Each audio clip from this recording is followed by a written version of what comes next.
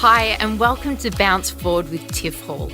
In this series, I'm using my 20 years in the health and fitness industry to help you live a more balanced life. Whether you're wanting to make progress towards your fitness goals or would like to introduce some realistic, fuss-free, healthy habits into your life and mindset, this is a podcast for you. Today, I want to talk about what bouncing forward means and where it began. 6 years ago, I had just had my first baby. It was a vulnerable, raw, and confusing time, and I was really struggling.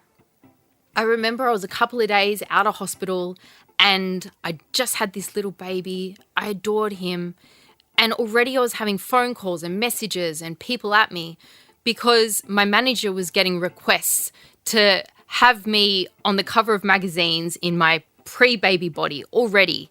And I was hardly even out of hospital. I was a couple of days postpartum at this time and was trying to take a shower, and I just reached the breaking point. And anyone knows, taking a shower with a newborn, it's really hard. I had Arnold in a bouncer and I was trying to get in the shower. I was exhausted on top of exhausted and running on empty. Ed was at work and I just felt so overwhelmed. I just couldn't believe how much chat there was about my body. I was being contacted by people through my TXO help desk, on Instagram, everywhere, just saying, aren't you worried about losing your body, losing your fit body? Aren't you worried about bouncing back, that your body's changed? I felt really overwhelmed with this pressure, this heavy, heavy pressure.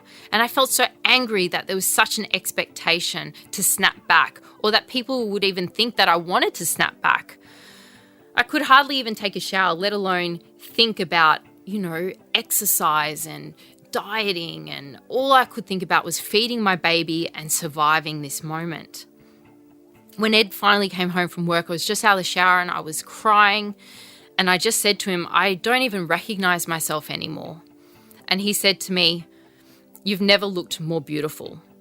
And those words just changed everything for me, everything in that moment. So I took a picture of myself right then and there. I was in my underwear.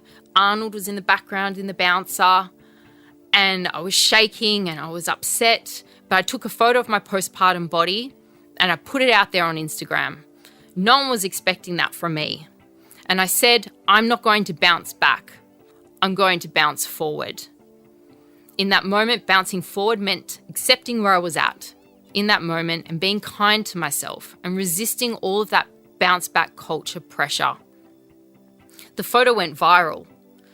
Yes, I used to be a gladiator. I was a trainer on The Biggest Loser. I'm a 6-dan black belt. My body had changed. I put on 30 kilos and I wasn't going to put myself through a grueling boot camp to snap back, bounce back, or sacrifice any time in the 4th trimester with my beautiful baby boy. I was flooded by messages of support from women. They came, they joined my program. They wanted to bounce forward too, and we did it together. It took me 18 months to feel fit and strong again, but I enjoyed the journey. I soaked up my sun. I had no regrets, and that was so important.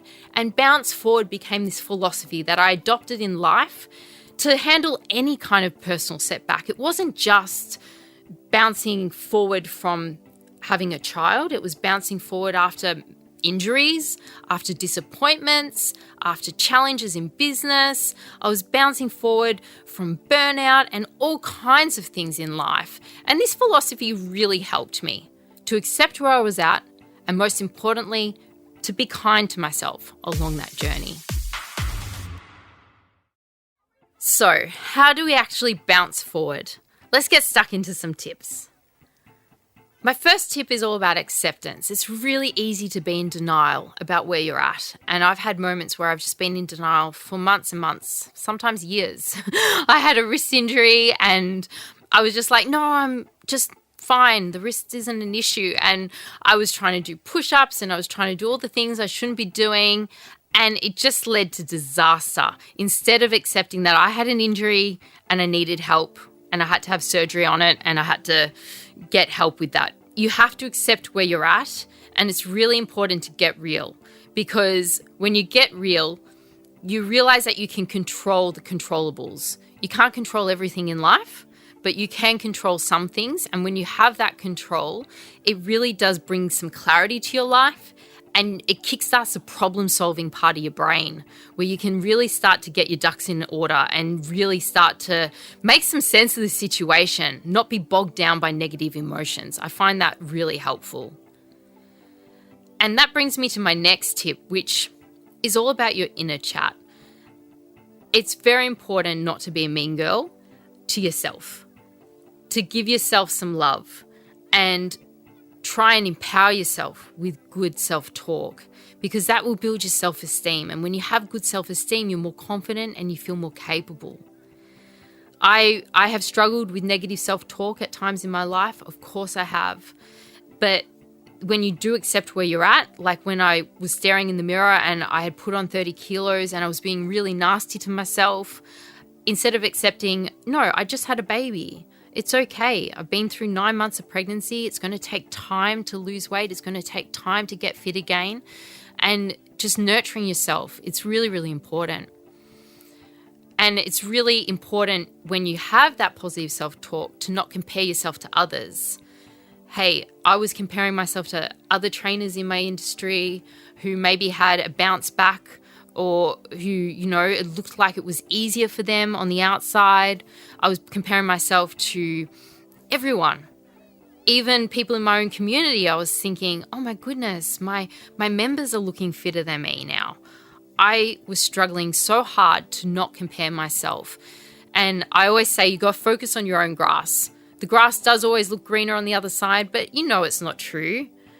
The fastest way to make yourself unhappy is to just compare. It's the thief of joy. So concentrate on your own grass, water it, cultivate it, help it thrive and grow, and you'll be a lot happier. One of the biggest challenges I find when looking at a goal is being overwhelmed by this big goal and showing up. It's just so much easier to give up, isn't it? When you're looking at something just daunting.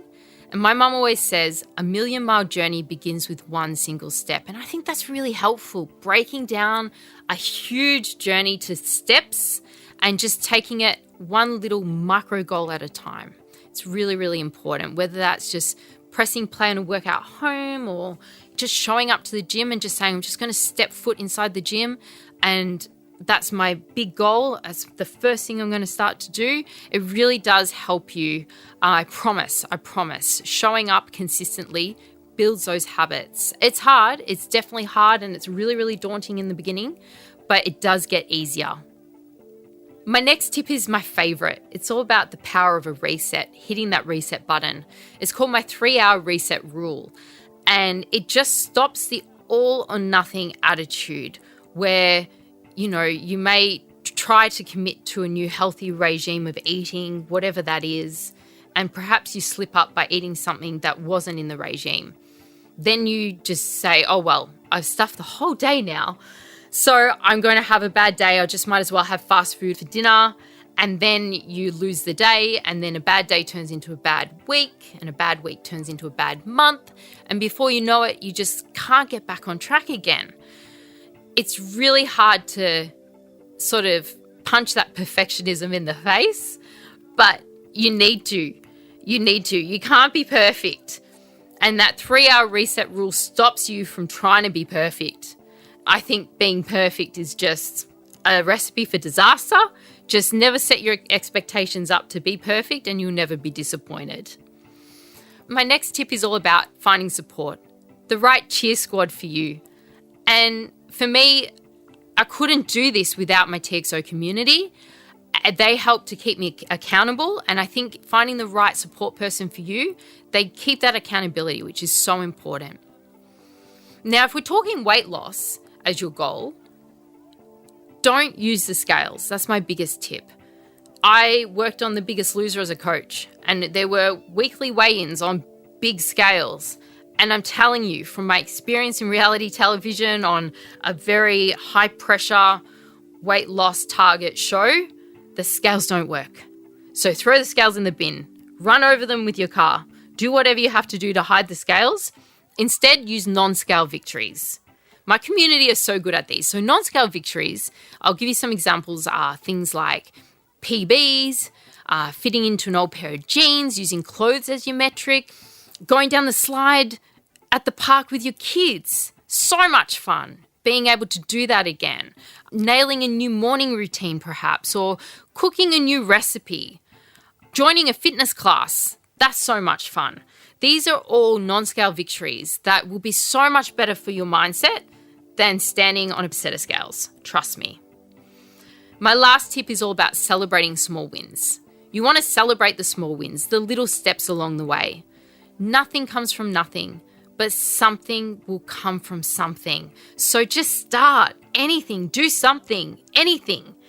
And then celebrate those small wins, because the small wins will set off that positive reinforcement and you'll feel more motivated as you go along. Recently, I had a baby and I used to run this track. It was about 4 kilometers. I used to go around it a couple of times before I had the baby. But then I had Vader and I couldn't run it. Of course I couldn't. And I set myself the goal of just walking 1 kilometer. That was it after having the baby. And that, I celebrated it.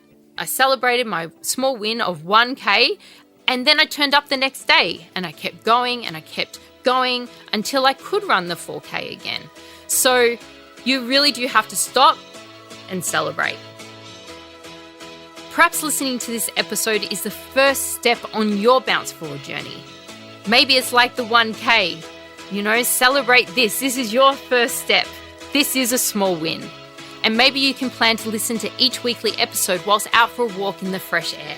I'd love to help keep you accountable on your bounce forward. I have 20 years experience in health and fitness, so feel free to reach out to me. Email me at bounceforward@novapodcast.com.au or connect with me on Instagram at tiffhall_XO. Or you can download my new free TXO app designed for your fitness journey, whatever stage you're at. If you've enjoyed this episode, make sure to rate and review us on your podcast app. Thanks for listening and happy days.